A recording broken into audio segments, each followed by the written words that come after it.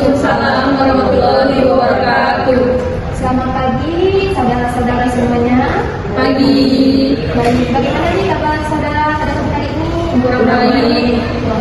Nah, kalau begitu izinkan saya untuk memperkenalkan diri. Nama saya Siti Fatimah dan rekan saya.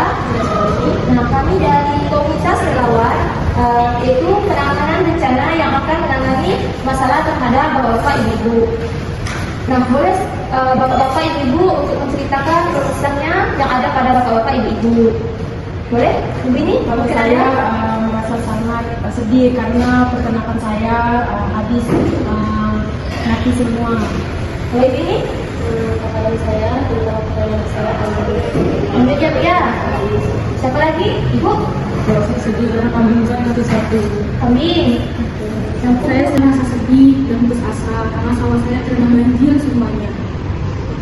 Kalau saya sendiri, saya selaku kepala desa di desa ini saya sangat merasa sedih karena masyarakat saya yang mengalami bencana ini banyak rumah-rumah masyarakat saya yang terendam banjir dan juga yang barang-barangnya rusak habis hilang. Baik, saya mengerti dan memahami kondisi bapak-bapak, ibu-ibu saat ini. Oleh karena itu, kami dari komunitas relawan penanggulangan bencana akan berikan dukungan nih kepada bapak-bapak, ibu-ibu terkait musibah yang terjadi saat ini. Nah, akan dilakukan oleh rekan saya yaitu Indah Suari. Untuk waktunya mungkin sekitar 20-30 menit ya, bapak ibu-ibu semuanya. Baik, saya persilakan kepada rekan saya. Baik, Bapak Ibu sekalian, yang pertama ada pengetahuan tentang bencana nih. Tentunya ibu-ibu dan bapak-bapak sekalian harus mengetahui apa itu bencana, jenis-jenis bencana, maupun itu besar atau kecil bencana yang terjadi, terus ada risikonya, serta prosedur keselamatan pada saat terjadinya bencana. Yang kedua ada sikap dan kesadaran nih untuk bapak-bapak ibu-ibu nih. Sikap dan kesadaran itu bisa bapak-bapak ibu-ibu lakukan itu dengan pelatihan dan simulasi mengenai kesiapsiagaan pada saat terjadinya bencana. Dan yang ketiga ada bencana tanggap darurat di mana bapak-bapak ibu-ibu harus melakukan langkah-langkah yang akan dilakukan saat bencana.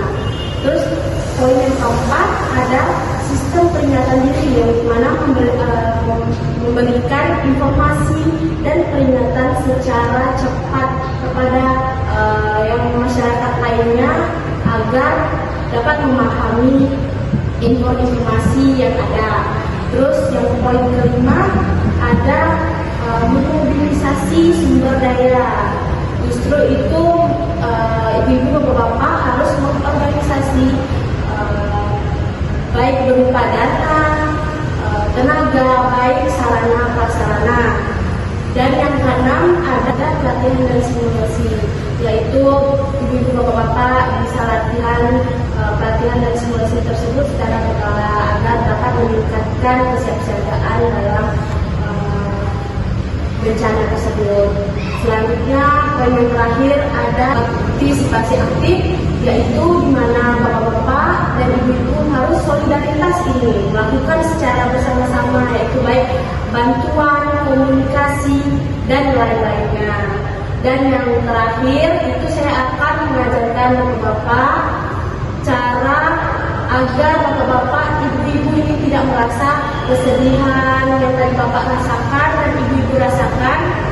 Dengan kita bisa melakukan aspirasi positif, yaitu mengalihkan hal-hal positif agar bapak-bapak ibu-ibu tidak merasakan hal-hal menyedihkan. Baik, yang pertama ibu-ibu bapak-bapak bisa melakukan seperti gotong royong bersama, yaitu kan membersihkan tempat-tempat yang sudah berantakan atau rusak. Terus yang kedua, bapak-bapak ibu-ibu bisa melakukan komunikasi atau secara sharing nih, bapak bisa sharing tentang kejadian atau bencana yang terjadi. Terus yang ketiga, yang terakhir, bapak-bapak ibu-ibu bisa melakukan aktivitas secara bersama-sama. Misalnya ibu-ibu bapak-bapak biasanya melakukan apa nih, kegiatan apa nih biasanya? Seperti ibu tadi yang bertanya, apalagi sih aktivitas yang sering ibu lakukan? Saya sering masak-masak. Nah, bagus itu salah satunya adalah hal yang bisa mengalihkan ini terhadap bencana yang terjadi. Bisa ibu masak dengan ibu-ibu yang lainnya, bisa dengan seperti kayak berbelanja nih ibu, berbelanja dengan ibu-ibu lainnya, pergi ke pasar. Terus ibu-ibu ini bisa kayak saling-saling berbagi, saling-saling merangkul satu sama lain agar semuanya bisa sama-sama nih kayak solidaritas seperti tadi saya jelaskan ya. Biarpun tidak satu keluarga, tapi dengan adanya kumpulan atau anggota-anggota yang lainnya bisa saling-saling merangkul, bisa dapat mengalihkan kesedihan atau kekhawatiran yang terjadi pada saat kejadian yang ditimpa oleh ibu-ibu dan bapak-bapak tersebut. Baik, sekian itu saja yang dapat saya jelaskan untuk ibu-ibu dan bapak-bapak. Apakah ada yang ingin ditanyakan atau kurang memahami nih apa yang saya jelaskan tadi? Tidak ada.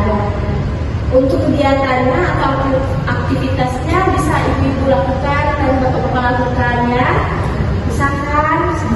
Boleh kita sambil merangkul teman-teman atau ibu-ibu dan bapak-bapak sekalian untuk mengurangi rasa kesedihan yang dihadapi, rasa cemas.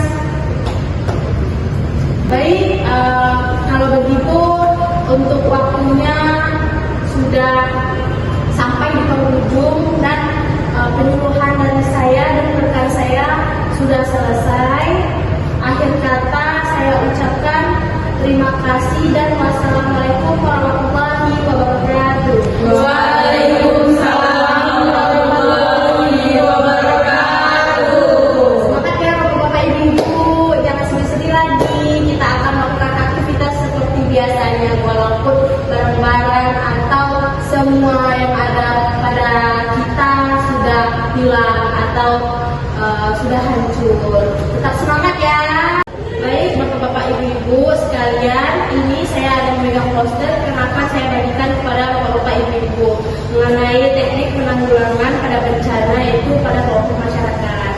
Ini ibu, silakan dibaca. Boleh nanti ibu-ibu dan bapak-bapak infokan kepada keluarganya atau ke masyarakat lainnya yang sedang mengalami banjir tersebut atau bencana yang sedang dialami bapak-bapak ibu-ibu. Sekian itu saja.